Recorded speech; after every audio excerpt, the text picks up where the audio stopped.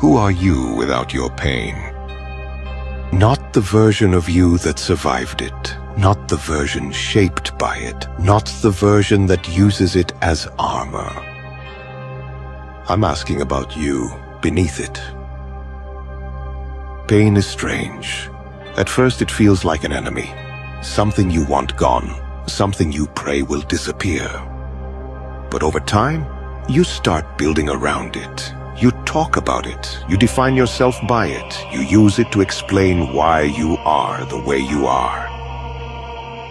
And slowly, your pain stops being something that happened to you and becomes who you are. Let me ask you something difficult. If all of it disappeared tomorrow, the betrayal, the failure, the heartbreak, if it no longer defined you, who would you be? Would you still be guarded, still distant, still angry, or would you feel empty? This is the part nobody talks about.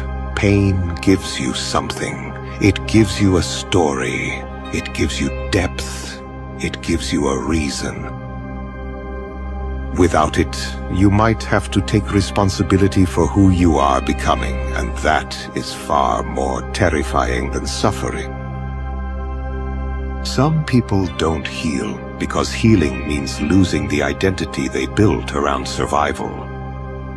If you're no longer the strong one who endured everything, if you're no longer the broken one people sympathize with, if you're no longer the misunderstood one hiding in the shadows, then who are you?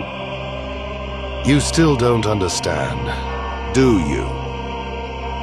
After everything you've lost, everything you've been through, you still think this world is worth saving.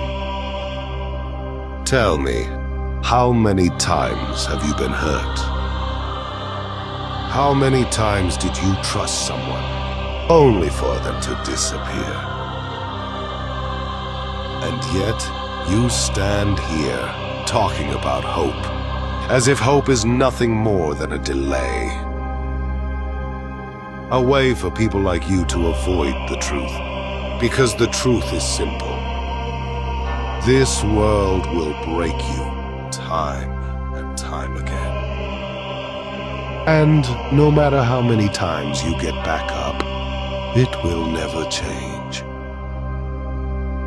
That's the difference between you and me. You still believe in people. I've already seen what they truly are. So tell me, how many more times will you suffer before you finally open your eyes? Have you ever noticed something strange about love? The more you love someone, the more power they have to destroy you. It's a paradox most people never question. Love is supposed to make you stronger. It's supposed to make life feel meaningful. But somehow, the same thing that fills your heart with joy can also become the reason it breaks. Love is not just a feeling. Love is attachment. And attachment is dangerous. The moment you truly love someone, you begin to tie your happiness to their existence. Their words affect your mood. Their actions affect your peace. Their presence begins to shape your entire world. It's not love that destroys people. Dependence does. When you forget who you are without someone, when your identity becomes tied to another human being, you slowly lose the one thing that protects you from pain, your independence. I've watched people give everything to love, their time, their loyalty, their trust. And when that love disappears, they feel like they lost themselves too. But listen carefully. The problem was never love. The problem was believing that someone else was responsible for completing you.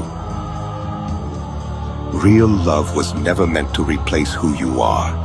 It was meant to walk beside you, not become you. When love becomes your entire world, you give another person the power to destroy it. But when you remain whole on your own, love stops being a weakness. It becomes a choice. Enough. You keep repeating the same words, as if saying them again will make them true. Just how long are you going to keep lying to yourself? Just take a look around you. Everything you're trying to protect has already been broken. Not once, not twice, over and over again. And yet, you still stand there, acting as if your belief is enough to fix it. When you save someone, what happens next? Do they stop suffering? Do they stop hurting others? Or do they simply continue the same cycle, just from a different position? Because that's what this world does. It doesn't change. It rotates. Pain moves from one person to another, again and again. And you think you can stop that? You think your will, your ideals, are strong enough to break something that has existed far longer than you? That's not strength, that's arrogance. You're not fighting reality, you're denying it. And the longer you do, the more people will suffer because you refuse to see the truth. So, go on. Keep believing, but don't pretend you didn't have a choice. Have you ever felt like something is missing, but you don't know what it is? Your life isn't falling apart, nothing is completely wrong, and yet you wake up with this quiet emptiness inside you. Deep down, it all feels distant. Like you're watching your own life instead of living it. That feeling is more dangerous than pain. Because pain demands attention. Pain forces change. But emptiness is silent. It stays with you without ever asking to be noticed. Most people think they feel empty because they don't have enough.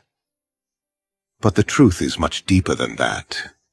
You don't feel empty because you're lacking something. You feel empty because you've disconnected from yourself.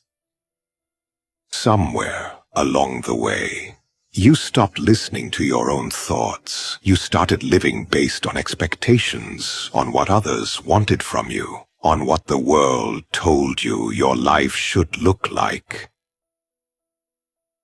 And slowly, you lost your sense of direction, not because you're weak, but because you were trying to fit into a life that was never truly yours.